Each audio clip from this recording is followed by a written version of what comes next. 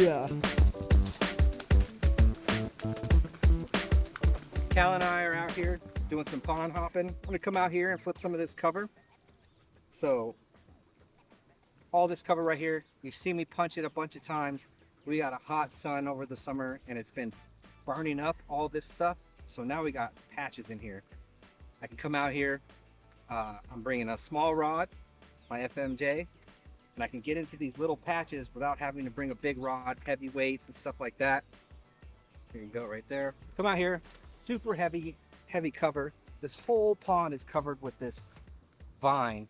I don't know what it's called. I think it's called primrose or something like that. It sits right on top of the water.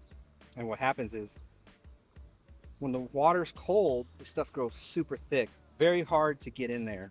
So I usually come out here and punch it, but even a 2-ounce weight sometimes doesn't get in there. I was walking by here the other day and I saw that there's holes because the sun's just burning up all these holes. So I was like, hey, I'm gonna come out here, I'm gonna throw a lighter rig and see if I can get in there and catch some fish. So that's what we're doing. See what happens.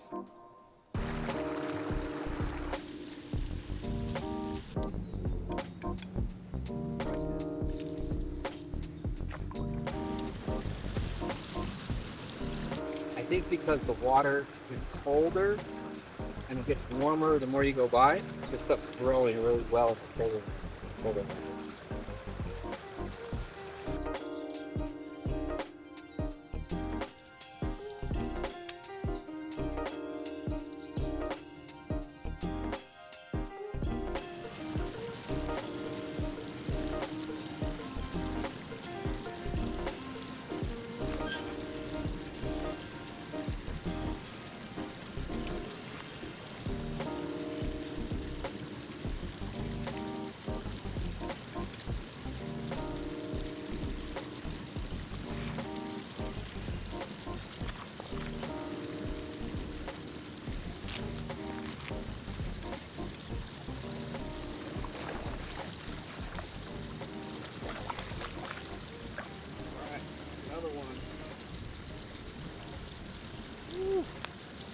Look at that there.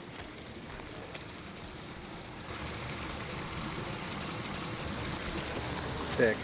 I love the way that Haymaker just pins them, dude. Boom. There's another one.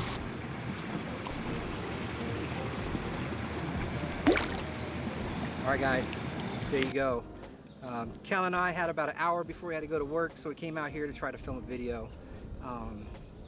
In Arizona, we do a ton of lightweight fishing, light rods, stuff like that. So anytime I have an opportunity to do some power fishing, I'm gonna jump on it.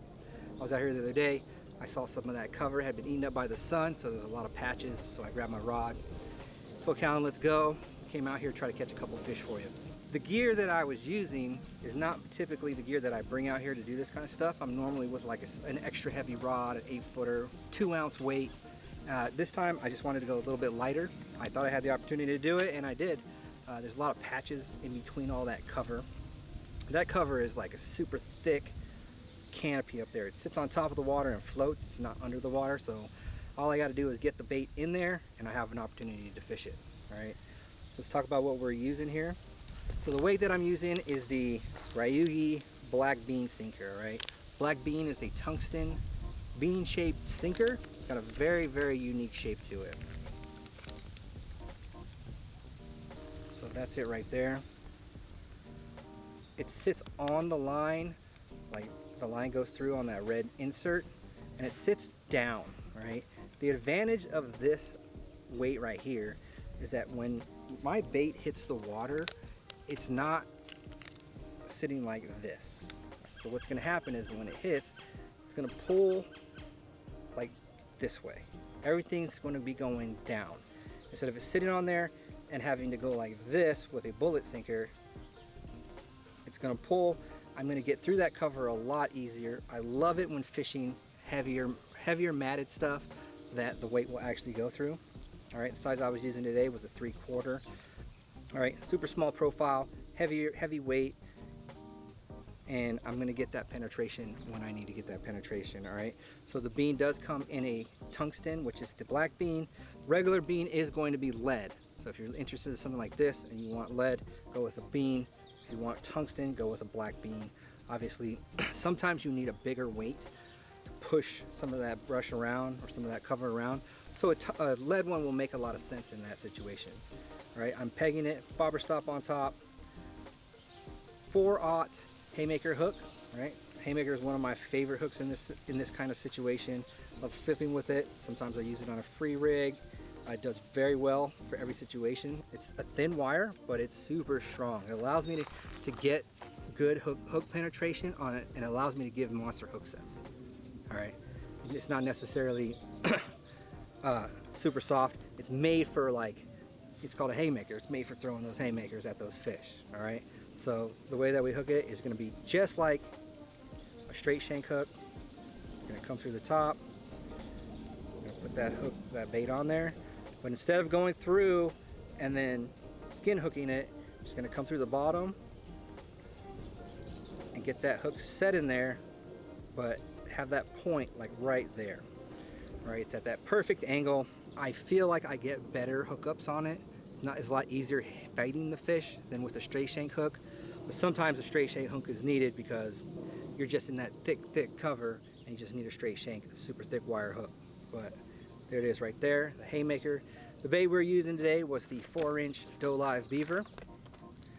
All right, 4-inch Dolive Beaver in custom color Jerome. All right, sickest color ever made in a Dolive bait. Brand new color. First time using it, and the fish liked it. They ate it up pretty well. Had a lot of bites on it. They liked the claws a lot. They ate my claws up. So there it is right there. And the rod, the Megabass P5 FMJ. All right, guys, we talk about this rod quite a bit. This is a great rod for fishing sparse cover, like I was fishing, 7'3". So a lot of times when I'm in spots that I don't have a ton of space in, so an 8-foot rod or 7.6 just doesn't do it for me. So I need a shorter rod, but I need a rod that still has a lot of power because it's still cover. I'm fishing in these holes next to heavy cover. And if those fish get me in there, I need a rod with a ton of backbone. All right, so the FMJ is the rod that I love to use for that. It's parabolic in the top, but tons and tons of backbone on there. So it gives me a nice bend to where I'm not pulling that bait too fast. I'm pulling up and dropping, and it's not yanking that bait out of that cover. It's giving the bend so the rod's doing all the work for me. And that's one of the biggest things.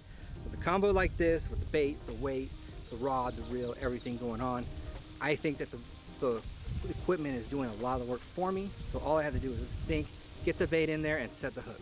That's my only job. Get the bait there, set the hook. That's it. That's all I want to do. I don't want to take a lot of time trying to figure out how to work the bait and all that stuff. I'm just doing a lift and a drop, and I want the rod to do that, to create the perfect action for me. All right, guys, so there's that. And then the reel I'm using is a Zillion SV. This one is a 9-speed, but any of those other speeds that we carry in the shop in standard Zillion SV is going to work just fine for you, or whatever reel that you want to use will work great. Doesn't take specialized equipment for this. A 65-pound Braid Grand. I like the Braid Grand because it's super soft and it goes through that cover really well. I don't need something that's going to chop grass, so I don't need a very rigid or stout braid. The soft braid works really good. Gets me in there, gets me out of there. Does a really good job. All right, Kalin, we did it. It was a good day out here, man. That was fun. Yeah, quick hour on the water. Get out here, catch a couple fish. Now it's time to go to work. Yep. All right, dude, let's do it. Hell yeah.